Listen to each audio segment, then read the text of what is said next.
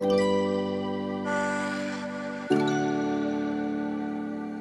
experiences is bringing a new social innovation program into the community. Something that's really unheard of, that we really need in our community. I started this program because of my own experience in life. And I wasn't educated. I was very disconnected from my own family, from my own community, and even from the whole system itself, Oceanside itself. The whole idea is to bring as much wonderful people together, to really have a support system for not only our youth, but also our homeless people, or just our working families itself. I'm on a mission to educate, to heal, and to support our communities. The more we smile, the better we live. Events like this are highly of importance. I mean, it brings awareness to people that don't have this information or not really aware of what's happening out there. It brings people together from all aspects and really have that conversation, a real raw conversation, a human conversation, and how do we come together as a team, as a city, as a community. So our first group of speakers are going to speak very personally. And so I want to thank them in advance for sharing their stories, their struggles, their realness, their beauty. So if you'll give a round of applause for our first group of speakers, they will introduce themselves.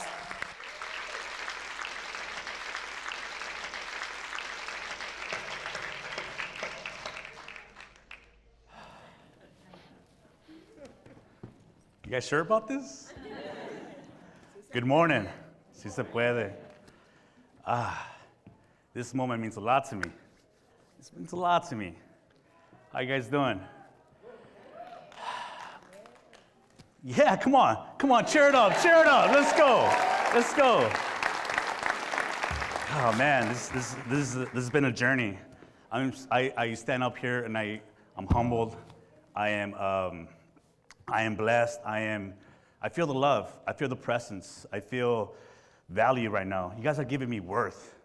You guys are giving me a time and opportunity to be a part of your life right now at this moment. And so I want to share about a little story, a 30-second story that happened to me when I was going through my transition. I grew up right here in Oceanside, right? Oceanside, where are my Oceanside people at? Come on, cheer it up. Cheer it up. See, the cool thing about Oceanside was that it was very welcoming at some point. But what happened was that I was so disconnected from my family because they were working so much that the streets were welcoming to me. And so my mentors were people from the streets that were, they were doing some other things that my parents didn't think that coming to this world was, or America was the thing to do. So I grew up as a street kid. As a matter of fact, I grew up here, Coast Highway was my streets. The cool thing about this theater is that at some point, I was sleeping outside of this theater. I'm 36 years old. My daughter just turned 13 years last month. I forgot her age. 13 years last month. That means I'm celebrating 13 years of sobriety. Yes.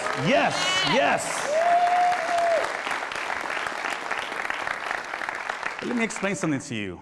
What I mean is that I'm celebrating 13 years of growth, 13 years of transformation, 13 years of celebrating life. I'm not hurting myself. I'm not killing myself.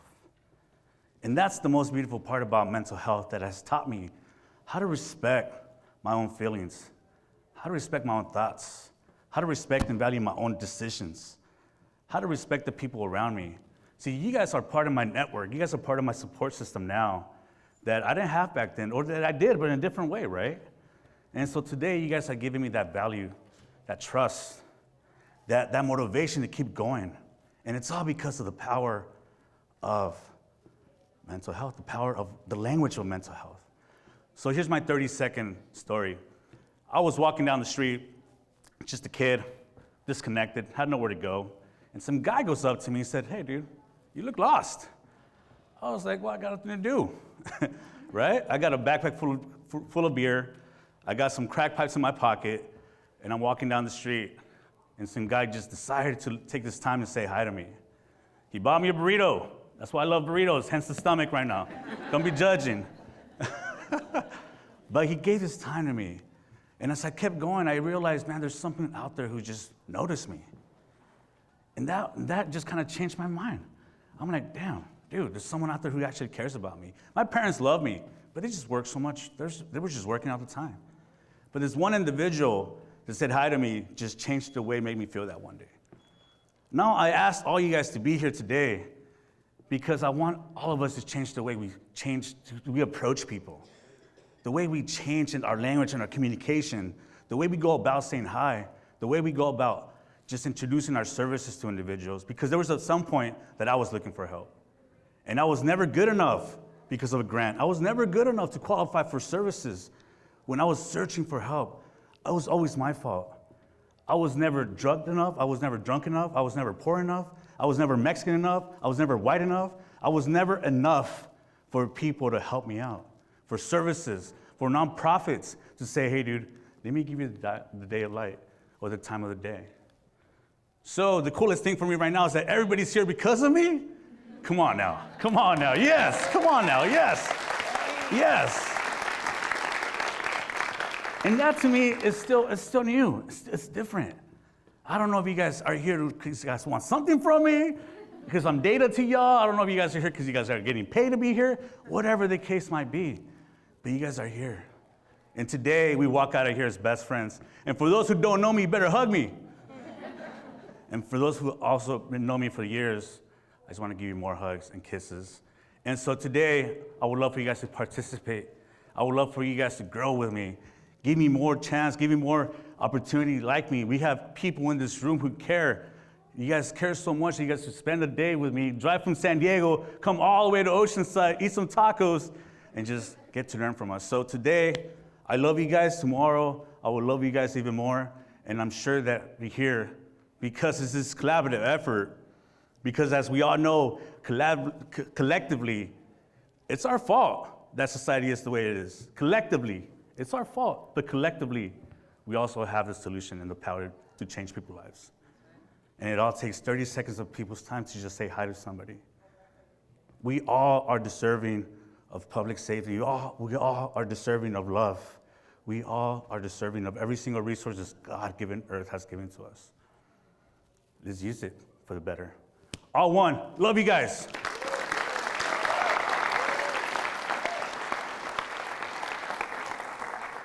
Thank you, Oscarino. How do you follow that? Yeah, follow that. Great, thanks. Send the gay guy next. When I was invited by Oscarino to participate, I was honored because even though I'm not born in Oceanside, maybe my accent is not Carlsbad either, so it's, I grew up in Italy, but hey, in my defense, I can tell you that queer people have been here since our Luiseño people here with the Two-Spirit experience. So I stand on big shoulders, and I try to do good in lieu of that. A little bit of my story. My name is Max. I run the local LGBT center in North San Diego County. How many of you know that we have one? Good. I'm glad I don't have to spend more money in marketing, so that's good.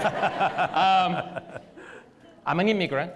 I came to this country 23 years ago. I stopped counting. And I came here for a lot of reasons. Yeah, I'm Italian, beautiful place. My family is there. I've been loved and supported, even though my family was quite poor. So I had a good upbringing, but the trouble of being a queer kid in a place where queer people weren't so well accepted at the time, it just gave me that anxiety to look elsewhere and find the right place for me to be and build a family and marry the person I loved and so forth. So California looked pretty good at the time, still does. So I came here. I didn't plan anything. I was already not that young anymore. I was 30, not English whatsoever, still struggling with that. But I came here, I realized that I could perhaps make a difference for myself first. So when people come to me and say, Max, you guys have done amazing work, and I always feel very troubled by that because you just feel, I have any idea how much I gain from it personally as a person. And I feel selfish in doing that work because actually every time I connect with someone, I learn something new. So I came here, I became undocumented right away, 6 years, you know, the Prasi, and that was troubling because I became a prisoner in my own house. I couldn't go anywhere. And in step forwards in moving to Oceanside and realizing that we needed a space for our queer youth to be represented because they were killing themselves by the month, we just opened a space. We connected with the community it took 3-4 years to even open a space. But once we worked together, I said, now what? What are we going to do? And we started hearing about the disparities of our people in North San Diego County, and the challenges, the violence, the isolation, the mental health, and what that even meant. And then we realized there were not service providers that could serve our community. Yeah, a lot of people will and meant well, but there was no one. No doctors that could understand what LGBT people really need. And even though the AIDS crisis is it's 30 years behind, people were dying like flies in my community and wouldn't be served. There was war against the LGBT community, and in some cases still is.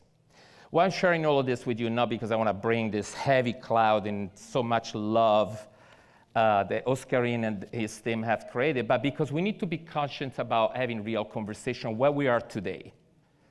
I think we need to all detox ourselves from what we have created, what we have been responsible for, but also what we are perpetrator as victim of our own dynamics. And I'm referring about institutions of violence that we live in. My own community nowadays in San Diego County, 40% of the homeless youth from the age of 16 to 24 happen to be homeless. 40% of the age 16 to 24 happen to be homeless. Number one reason, family rejection. Folks, there is not week or months that goes by where at the center, me, our staff, our volunteers don't meet a family or a kid had to run away from home because this lack of love and support. And I have to say, I hope I don't offend anyone, organized institutional religions have been the number one problem against LGBT people, their well-being and their mental health. Nowadays in our county, we have more churches that do work against LGBT people than others that are affirming still. So what that means to the mental health, imagine, 1976 was the last year where the DSM, for those of you who are mental health provider, it's the Bible for therapists, were saying that LGBT people are sick, need to be cured, that we just can't have it. That was 1976 where the definition changed. Without any scientific research, that was put in the books for many, many, many years. And we really had to go back to our native ancestors to realize how LGBT people at the time, of course, they weren't called like that, but to spirits, so many other ways were actually affirmed as part of the community, because after that, colonization has destroyed everything. So we're rebuilding that. So why I say detox? Because we're all part of certain dynamics sometimes. I work for a nonprofit, I created a nonprofit, and sometimes I deal with the challenges like, how do we serve the community but we impart them at the same way? How we don't become the white savior so people, look, hi goods, I can help you, but we can't change the dynamics of oppression so that these people can empower themselves and take on their own destiny. I love what Oscarino, the team, has done in the community because it speaks to that, to me, at least. And I don't think I misinterpreted working with people, not because you think you are better than them, but because you gain from their experience and you understand the certain system in place had put people in a certain place. For queer people, relationships with police, with institutions, and religion has always been very troubling. I mean, I love our captain, and we work with him. He knows that. I always do the preliminary introduction before I go at him. But police hasn't been a supported experience for LGBT people, but for any other folks that they happen to be poor. And the problem is because in the US we have criminalized poverty for a very, very long time. So we can't have this conversation without going back and see the damage that we all had caused and how we can grow from it. So experiences like this, interaction, love, being honest to each other about, hey, this is really what we're struggling with, but at the same time support the person next to you, because even institutional powers can be changed. Even institutions that have been oppressed people can be moved. And even ourselves can grow from an experience that has been perhaps traumatic to ourselves and the people that we serve. So I know that today will be an introduction of this conversation, and I'm proud and honored to be part of it. And so thank you for listening. Thank you.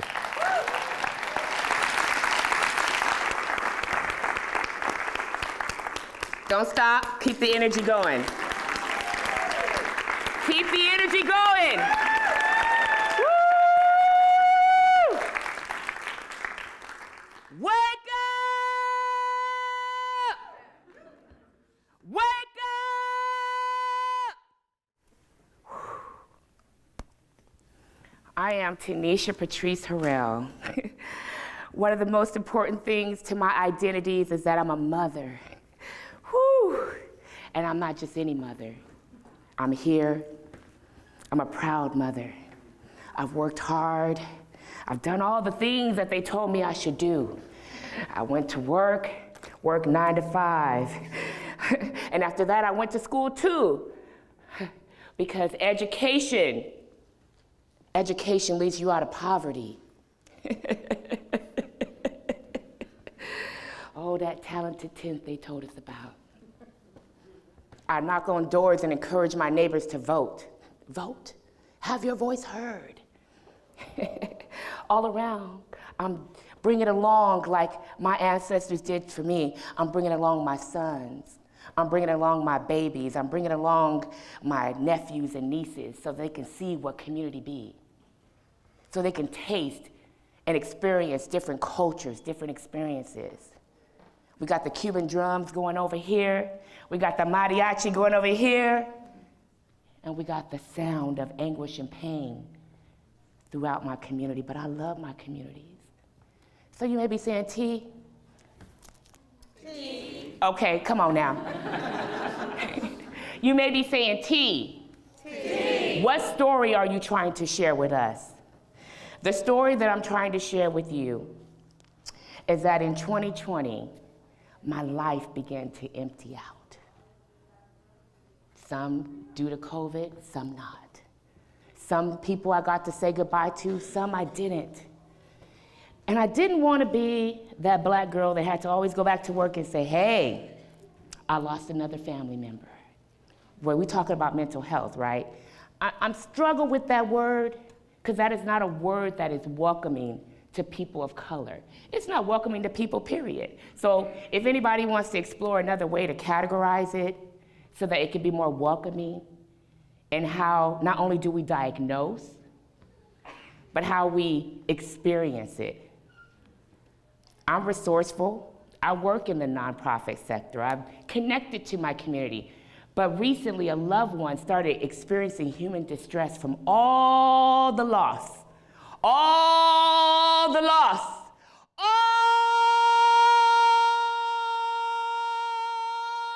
the loss.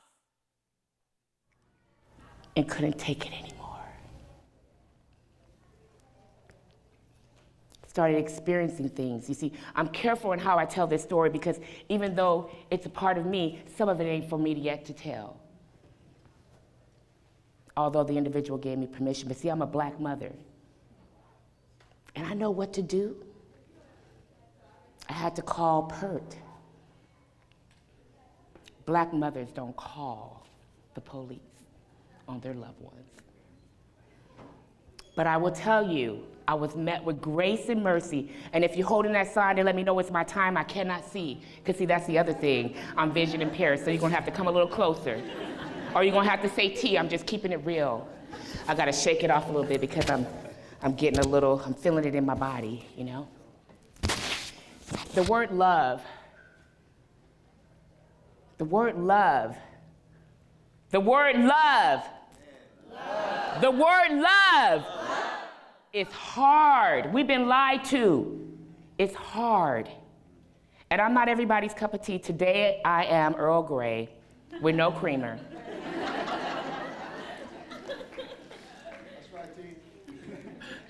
I've gone through a lot, I've experienced a lot, and this is not about oppression, this is about overcoming.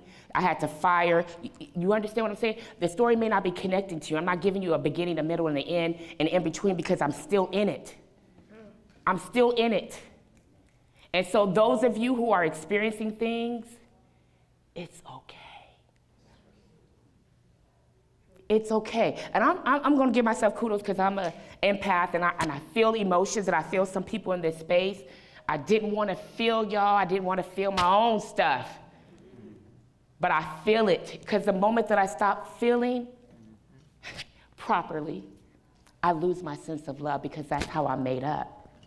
Today I made a new friend. You know how like when you go to school and you write a little note and you're like, will you be my friend, yes or no? I made a new friend. And so today, I want you all to stay with me. Earlier they were playing Fela Kuti. I named my son after Fela Kuti. So I want you all to say the word Fela on the count of 3. 1, 2, 3. Fela!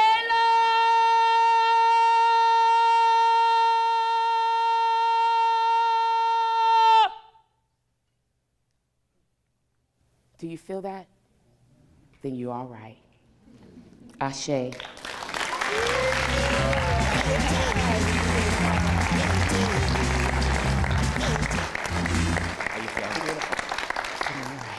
That was awesome. I loved me some Earl Grey. Literally, I had 3 tea bags of Earl Grey yesterday. Love it. Hello, Oceanside. Yes. I've always wanted to do that. Okay, I can do it? How about this? Hi, everybody. My name is Josh, and I live just up the road in San Marcos with my wife and 2 little daughters. And I surf just across the street. I love this place.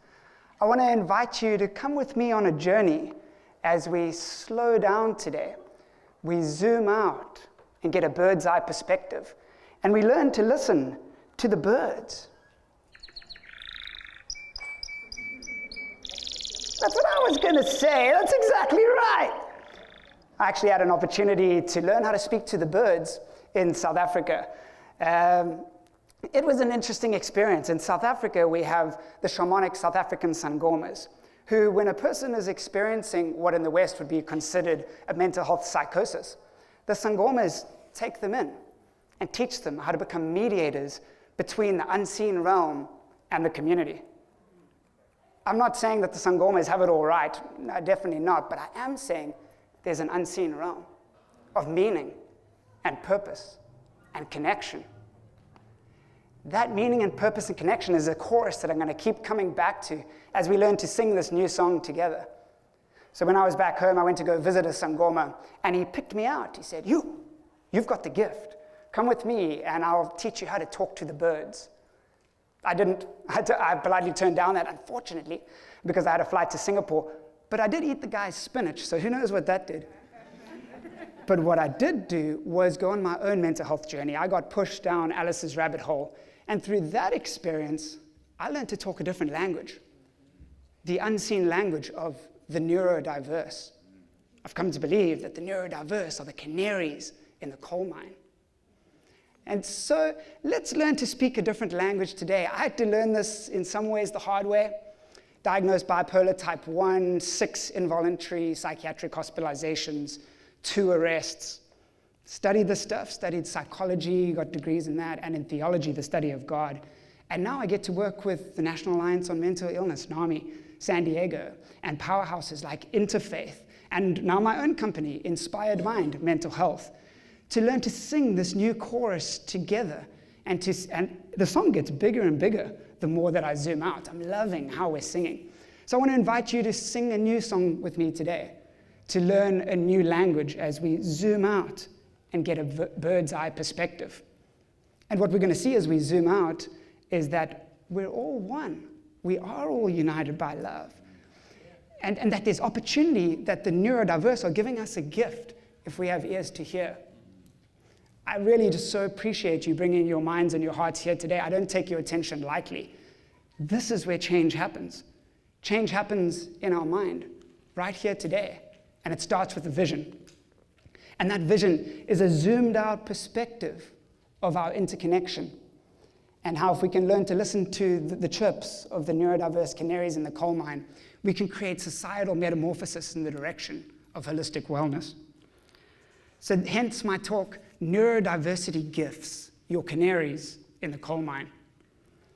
Neurodiversity, big word, big picture. My definition is to be wired slightly differently. You don't want to shove a Windows operating system into a Mac computer. It'll start glitching, but it's not the wiring's fault.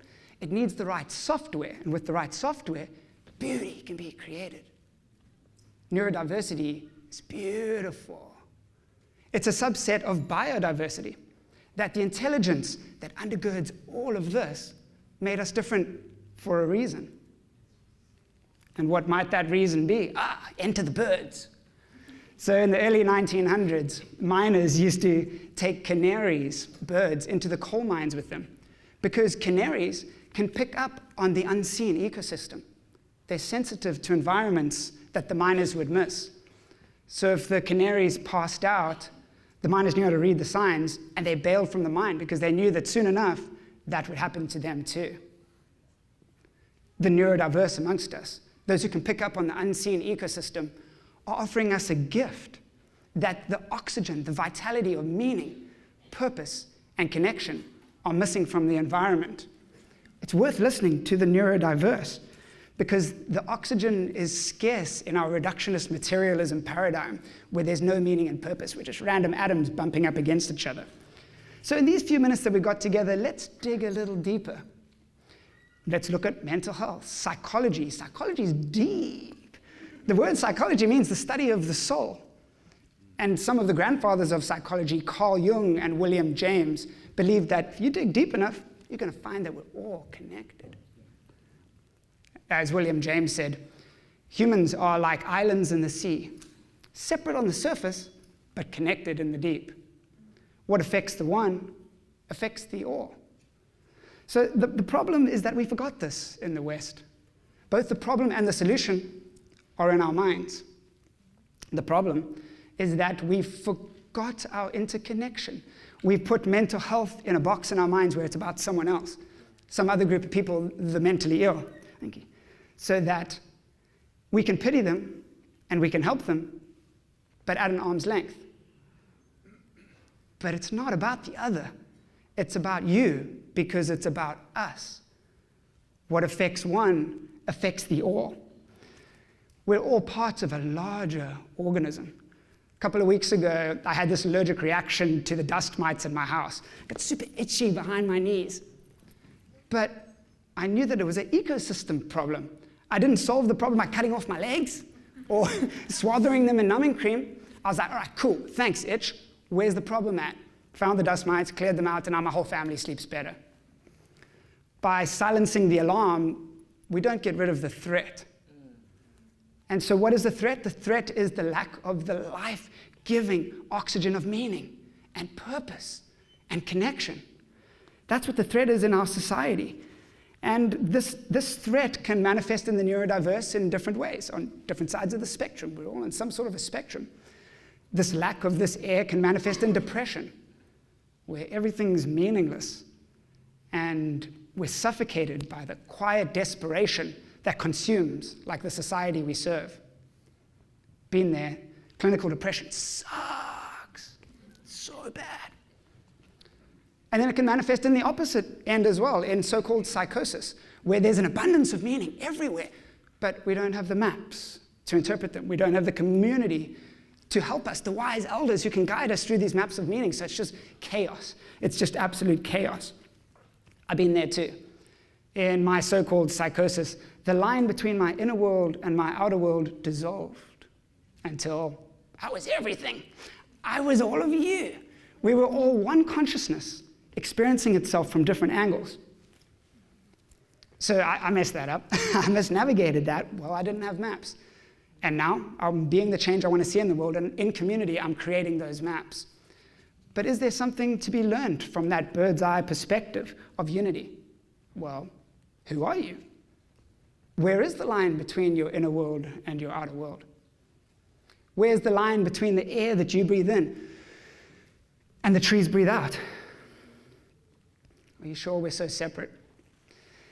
There's interconnection, there's meaning, there's something larger that emerges in this whole. And by looking at what we are, that can give us the best destination for direction. When Alice was in Wonderland, she was kind of frustrated when she was looking for direction that the caterpillar just asked her, "Who are you?" But maybe we do need to know who we are, talk about identity before we can find a direction towards public safety, towards mental health, so we can be safe not only in our society, but existential safety, so that we can be comfortable in our own skin, so that we can feel safe to explore realms of consciousness that go beyond the visible spectrum and beyond our boxes. So who are you? Who are you? You're all beautiful, by the way. You're looking really good. Well, who are you? I thought it was awesome that it's already come up today, but in South Africa, we have the notion of Ubuntu. I am who I am through other people. So the only reason I know who I am is because I bounce my consciousness off other people like mirrors. They've told me my name is Josh. I'm a little bit peculiar. All right, cool. I'm Josh and I'm peculiar. So we're a part of a social ecosystem of reflection. And just like we're part of a social ecosystem, in ecosystems, every part has their role. So what is the role of the neurodiverse in this ecosystem? That we shouldn't silence their role. Well, neurodiversity gifts, the canaries in the coal mines, can take a bunch of different forms, creative, visionary forms. But today, as we're talking about the future of public safety, the future of San Diego, I dig what San Francisco has done there. Let's look at the gift, the neurodiversity gift of prophecy. Because the biblical prophets in the Hebrew Bible, like Ezekiel, believed that they were tapping into the unseen realm, the biopsychosocial spiritual ecosystem. And they were saying, guys, if things don't change, it's not going to go well. So the prophet Ezekiel was told by God to lie on his left side for 390 days to symbolize the sin of Israel. What if he were alive in San Diego today? Over 4 billion people claim that they believe these scriptures. But if he was here in San Diego, lying on his left side for over a year, would we have the ears to hear the prophetic? Or would we place him on an involuntary psychiatric 5150 hold due to grave disability? For his own good, of course. Or what about the prophet John the Baptist, who lived out in the desert, in the wilderness, eating locusts and screaming, "Repent!" Repent. What did John want? Repent, the Greek word is metanoia. And we're told in Romans that metamorphosis happens, this transformation happens by the renewing of your mind. The renewing of your mind. So the problem is in our mind, the solution is in our mind too. What is the solution? It's seeing a larger vision of who we are. It's seeing the gifts of the neurodiverse. Viktor Frankl says, quotes Nietzsche in his book Man's Search for Meaning, which was based on his experience in a Nazi concentration camp.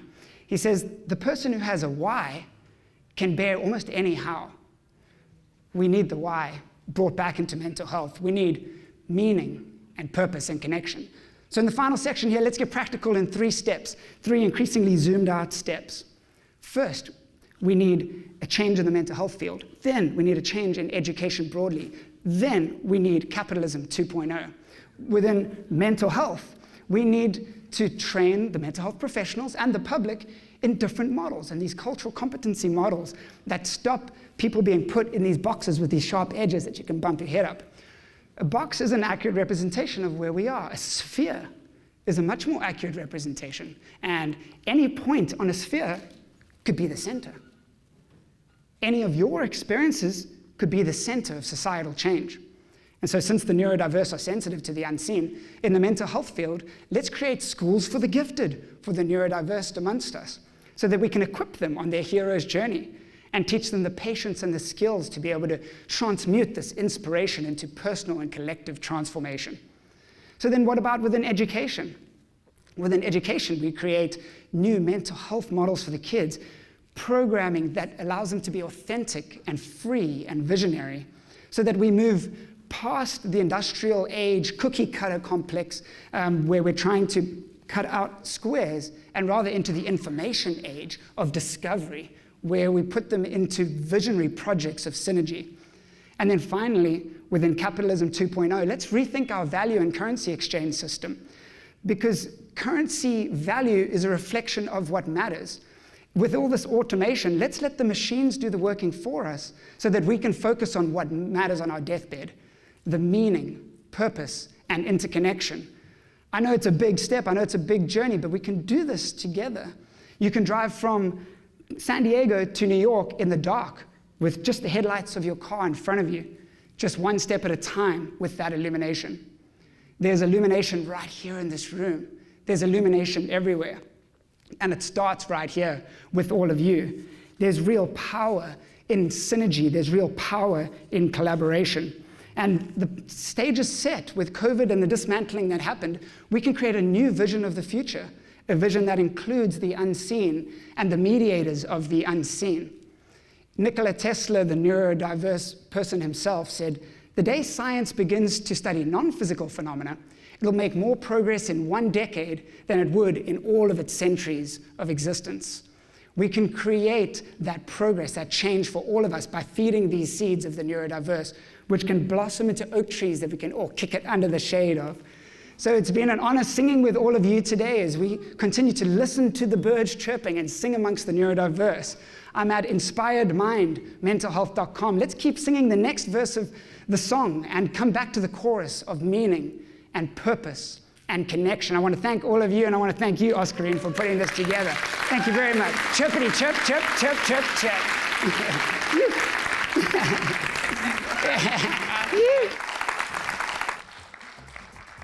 All right, we're going to have a little processing time, but before these people leave the stage, can you just put your hands out and send as deep love to these people? Deep love, deep love, deep love, deep love, deep love, deep love. Beautiful. All right, we have a processing piece, so they'll put that up there. This is Engage.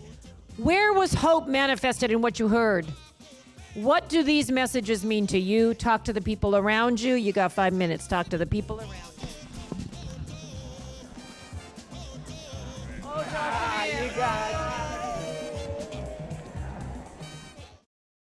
Hi everybody, my name is Tasha Berner-Horvath, and I'm honored to serve as your State Assembly member for Encinitas, Carlsbad, Oceanside Vista, and Camp Pendleton. It's a pleasure to welcome you to this symposium hosted by Lived Experiences. As a nonprofit that focuses on the intersection of mental health and public safety, the work they do is incredibly important. Whether it's helping at-risk youth overcome trauma and develop skills that will lead them to live healthy and thriving lives, or ensuring that our underserved communities have the resources they need, Lived Experiences is a lifeline. I am proud to have watched this organization grow over the past couple of years, especially for the critical assistance they've provided community members during the COVID-19 pandemic. Through the leadership at Lived Experiences, Executive Director Oscarine Ortega, board members, and incredible volunteers have made a positive impact in the lives of countless people. As your Assembly member, I have worked with my colleagues across the state to make historic investments for mental health programs and improve healthcare resources in California. All of you in attendance at this forum are instrumental in implementing solutions made at all levels of government. I continue to encourage you to reach out to my office and share your insights. Together, we are better. I wish you a successful and productive forum, and I thank you for giving me the opportunity to share this message. Thank you all for all that you do.